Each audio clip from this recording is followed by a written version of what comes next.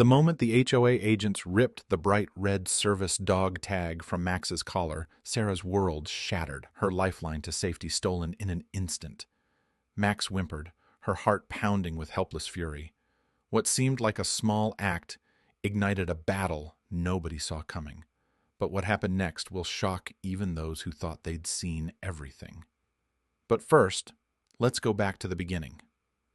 Sarah's hands trembled as she reached for Max's collar, but Kevin stepped forward, blocking her with a cold glare that carried the weight of authority. "Listen, ma'am," he said with a clipped tone. "This neighborhood has rules, and nobody gets special treatment without HOA approval. That tag, it's not on the HOA's approved list. You're causing a disturbance by flaunting it." Marla folded her arms, her lips pressed into a tight line, as if daring Sarah to argue further. The sun beat down on the sidewalk, but the chill from their dismissal seeped deep into Sarah's bones. Every fiber of her being screamed that this was wrong. Max was no ordinary dog. This wasn't about rules or neighborhood decorum. This was about her survival.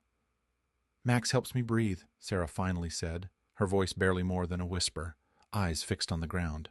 "Without him, the panic attacks, they don't stop." But Kevin's eyes narrowed. "That's not our problem," he replied, dismissive, the phrase like a hammer strike. The injustice was suffocating. Sarah's chest tightened, the air thick with frustration and disbelief. Her service dog was not a badge to show off or a neighborhood nuisance. He was a partner, a guardian against the dark tides that threatened to pull her under. The removal of his tag was a denial of her very right to safety. Max looked up at her with wide, confused eyes, whimpering softly. Sarah knelt beside him, running a hand through his golden fur as tears blurred her vision. She was used to battling invisible enemies within her mind, but this battle was external, tangible, and deeply personal. The HOA's rigid, bureaucratic stance wasn't just insensitive, it was a dangerous obstacle in her fragile healing. She thought back to the years she'd spent serving overseas, the sleepless nights haunted by memories, the struggle to reclaim normalcy with Max by her side. Every step forward had been hard-won, and now this petty neighborhood authority was threatening to take away the one thing that gave her hope. As Kevin and Marla turned to walk away, satisfied with their control over the situation, Sarah felt an overwhelming surge of anger mixed with helplessness. This wasn't just about a tag. It was about recognition, respect, and dignity. The frustration clawed at her throat, making it hard to breathe, but she clenched her jaw and stood, determination hardening in her eyes. The tag was more than a metal token. It was the symbol of her right to live without fear, a silent declaration that she was not broken, that she deserved the accommodations promised by law. And no HOA policy would silence that truth. Sarah's mind raced. How could she fight back against an institution so quick to dismiss her needs? What leverage did she have against an authority that wielded its power with such cold indifference? The path ahead was uncertain and fraught with tension, but one thing was clear. She would not let this injustice stand. Max nudged her hand, grounding her in the moment. The pain of that stolen tag was raw, but it ignited a fire inside Sarah, a refusal to be erased or ignored. The quiet streets around them held a simmering tension, as if the neighborhood itself watched the unfolding struggle between one woman's right to live freely and a system determined to control her. In that moment, Sarah vowed to reclaim what was hers, not just for herself, but for Max, and for every other person who depended on their service animals to survive. The anger was heavy, the pain sharp, but beneath it all, a fierce resolve began to build, one that would not be easily broken. Sarah's phone trembled slightly in her hand as she dialed the number for the local disability advocacy group, her voice steady despite the storm roiling inside her. Each word she spoke carried the weight of a truth that refused to be ignored. The cold cruelty inflicted by Kevin and Marla was more than bureaucratic overreach. It was a violation of fundamental human rights. The woman on the other end listened attentively, her tone empathetic but resolute, promising swift action. The days that followed became a whirlwind of phone calls, emails, and official complaints. Sarah submitted detailed accounts, attaching photographs of Max's certified service dog identification and medical documents proving her diagnosis. Animal Control, prompted by the advocacy group's involvement, launched a formal investigation into the HOA's conduct. Their findings were unequivocal. Kevin and Marla had overstepped their authority, unlawfully confiscating official service dog tags without cause or due process. The repercussions were immediate and unprecedented. Animal Control revoked the HOA's permits to enforce pet-related rules, a clear rebuke of the neighborhood's rigid policies. Moreover, the HOA was mandated to undergo comprehensive training on disability laws and service animal protections before their enforcement privileges could be reinstated. This legal victory offered Sarah a glimmer of hope, a validation of her struggle, and a promise of change. Yet, the reprieve was tenuous. Kevin and Marla, far from conceding defeat, retaliated with a fierce obstinance that sent ripples of tension through the community. They framed Sarah's fight as an abuse of the system, accusing her of manipulating her PTSD diagnosis to secure unwarranted privileges. Rumors spread among HOA members. Some whispered doubts, others outright hostility. The neighborhood, once a place of comfort, morphed into a battleground of whispers and cold shoulders. Sarah felt the sting of isolation deepen with each passing day. Invitations to neighborhood gatherings ceased, and familiar faces avoided eye contact. The invisible wounds she carried seemed to mirror the visible fractures now splitting her community. Exhaustion settled in her bones, a heavy fog that no amount of rest could dispel. Still, within the crucible of conflict, Max remained her anchor. He was more than a companion. He was a living testament to her resilience. Whenever the walls of doubt closed in, Max would nudge her hand or rest his head gently on her lap, his steady presence grounding her amidst the chaos. Those quiet moments of connection rekindled a fierce determination that pulsed beneath her weariness. Sarah's fight transcended the stolen tag and HOA policies. It was a battle for recognition, the acknowledgement that those who wrestle with invisible disabilities deserve more than tolerance. They deserve respect and dignity. Every step forward was a reclaiming of agency, a rejection of marginalization. The atmosphere in the neighborhood thickened with unspoken tension. Eyes watched from behind curtains, whispers floated like shadows on the wind, and Sarah's resolve hardened.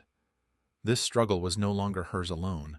It was emblematic of a broader fight for justice that echoed in the hearts of many silenced voices. Each challenge carved deeper lines of defiance into Sarah's spirit.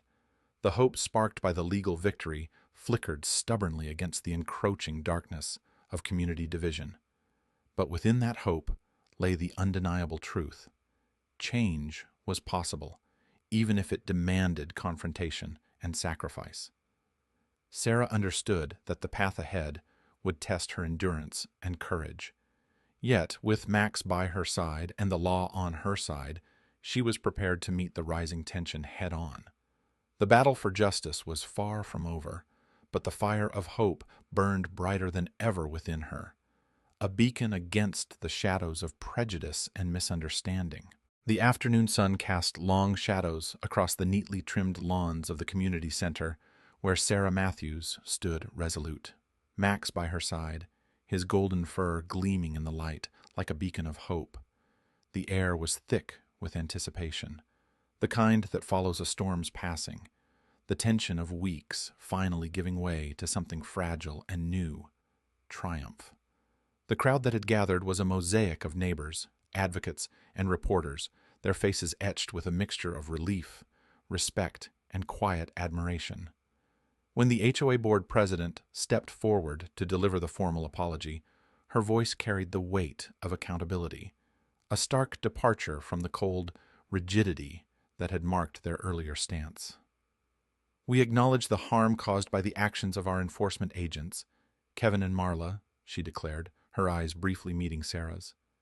"Effective immediately, the HOA will reinstate Max's service dog tag and adopt comprehensive policies to ensure respect and protection for service animals and their handlers." The statement was precise, binding, and backed by the promise of mandatory sensitivity training, a commitment to change that seemed to ripple through the crowd like an electric current. Sarah's heart swelled with a complex tide of emotions, relief, vindication, and a cathartic release of the months-long tension she had carried like armor. Her voice, steady yet imbued with the rawness of the journey, broke the silence. "This fight was never just for me or Max," she said, her gaze sweeping across the crowd, capturing the shared humanity in their eyes. "It was for every person who depends on their service animal to live with dignity, freedom, and safety." The applause was immediate and heartfelt, some clapping through tears, others nodding slowly, as if the words had finally given voice to feelings they had held but not expressed. Max, ever intuitive, sensed the moment's significance. His tail wagged softly, the red tag gleaming proudly on his collar once more, a symbol of not just legal recognition, but of a bond unbroken by adversity. He moved closer to Sarah, resting his head against her leg, grounding her as the crowd's energy shifted from confrontation to celebration. The path that had led to this moment had been steep and fraught with pain, days marked by whispered accusations, isolation, and the suffocating weight of misunderstanding. But within those hardships, Sarah had forged a quiet revolution. Her courage ignited conversations among neighbors who had previously turned away, inspiring many to reconsider their assumptions and embrace empathy. Stories of invisible struggles and silent battles began to emerge from the shadows, transforming the community's fabric into one more resilient, inclusive, and humane. Media outlets that had once sensationalized the conflict now portrayed Sarah as a beacon of resilience, a woman who transformed personal injustice into a broader call for equity. Letters poured in from strangers, moved by her resolve, each message a thread weaving a larger tapestry of support and hope. Standing in that sunlit moment, Sarah felt the catharsis wash over her, a profound unburdening that came not from victory alone, but from the knowledge that her fight had sparked change far beyond the confines of her neighborhood.